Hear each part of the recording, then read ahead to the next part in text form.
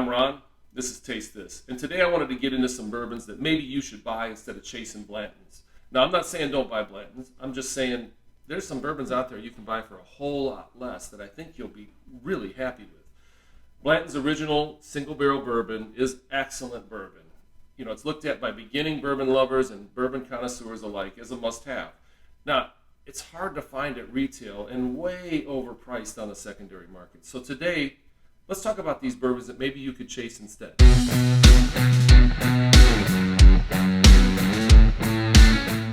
All right, so Blanton's really started the single barrel trend. Now, there were other ones out there, but Blanton's kind of kicked it off for the mainstream. Everyone wants to buy Blanton's. It's hard to find in retail stores, and often secondary prices are almost double retail or higher. Listen, if you can find it at $60, buy it. If you're going to pay $80 to $90, you know, especially if you don't have that second bottle tucked away, $80 to $90 is probably not terrible. But anything more than that, in my opinion, is just too much money. I want to suggest some bourbons that you can go out and buy for much less. I'd like to tell you to take that $100 to $120 that you're going to drop on Blanton's and buy all 4 of these bottles in its place.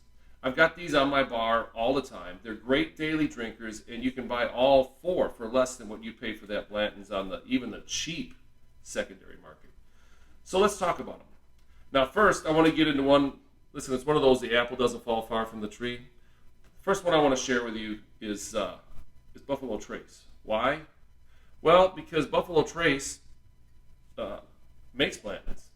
Now it's a different mash bill, but it's just a great everyday bourbon.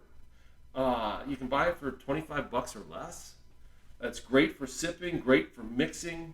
It's got some, really good tasting notes. The nose is sweet. It's got caramel, honey, orange. There's some vanilla in there. It's got a nice sweet palate. The brown sugar, vanilla, some toffee. Then you get oak and rye spices in there. And it's got a medium finish with some oak in it. So really, you're getting a nice bourbon experience for, again, a quarter of what you're going to pay for a bottle of Blanton's. I think it's a great place to start. It's 90 proof. It's great for beginners and bourbon lovers alike. I like to stick around 100 proof, but 90 proof is just a nice evening sipper, maybe after dinner, maybe when you get home from work, whenever. Nice thing about it is you can drink it whenever because you can find it. Now I want to throw a curveball in here at you. The second one I want to suggest to you is not a bourbon at all. It's a Canadian whiskey. Now the rest are bourbons, but I want to throw this one in here because I highly recommend this. It's what got me started on my bourbon journey, and that is Pendleton Canadian whiskey. It's 80 proof, so it's a really kind of chill, low-level alcohol content. It's $20 to $25. Sometimes you can find it even cheaper. It's great to share with friends or non-bourbon drinkers, and again, you can find this just about anywhere. It's got a light nose. It's got some sweet notes on it. It's got caramel and whipped cream, and I would say this is on the sweeter end, which is why I suggest this for beginners because it's very approachable. Caramel and vanilla notes are just all over this thing. It's very light and smooth, and it's got a really easy, gentle finish. Don't knock it because it's Canadian whiskey. Plus, Big Brother Midnight drinks like a bourbon, so it's definitely something to think about. What's third on the list? Third on the list is, don't laugh at me, Wild Turkey 101. It's really making a comeback. So many people, when they hear Wild Turkey, they think of Dad or Grandpa's bourbon. You used to do shots of it in your 20s. You had it at frat parties. Maybe if you were in the military, it was that you looked at Wild Turkey like it was kind of the upscale thing. And now that you're a grown-up, maybe you were drinking really crap stuff when you were in the military or in college, and you drank Wild Turkey like, hey, somebody really stepped up. And now that you're, quote-unquote, a grown-up, are we, any of us really? Wild Turkey 101 is kind of looked at like, Wild Turkey? Really? You're drinking that stuff? But I'm telling you, way better than its $20 price tag. Great for sipping, great for mixing. And that 101 proof, especially if you're making a few drinks, it kind of shines through nice. It's got toffee, caramel, some spice, and of course, because it's 100 proof, you're going to get some alcohol in the nose. The palate, it's got vanilla and syrup, cinnamon. It's got oak, spice, and some char. It's got that kind of balance between sweet and spicy that Wild Turkey always seems to bring. And the finish, you got some spices, you got some pepper, some oak. That pepper might come from even, that alcohol finish, but if you let it sit in the glass for a little bit, it mellows a little bit.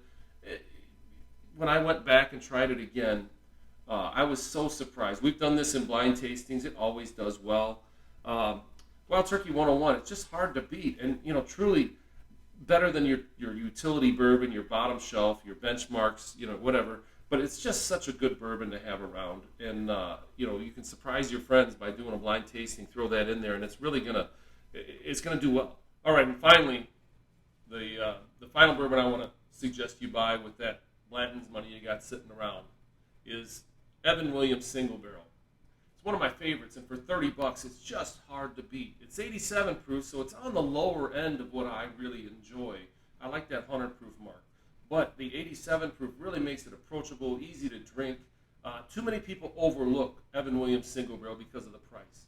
It regularly places well in blinds when we've done bourbons with much higher price tags. It just won.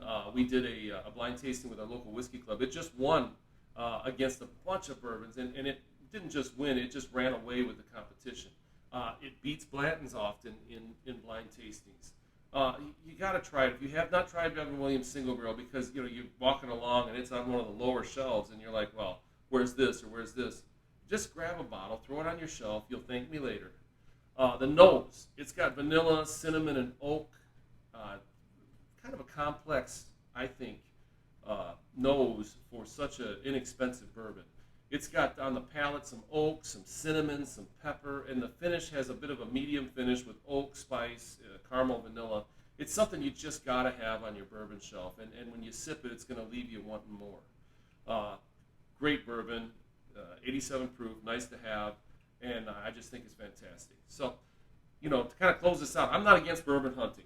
Ask my wife. I'm always looking. I'm just suggesting that you should absolutely have these 4 on your bar. Get Blantons. Absolutely. Have it on your shelf when people come over and you want to be, Mr. Big Shot, and you want to throw some Blantons out there. I'm all for it.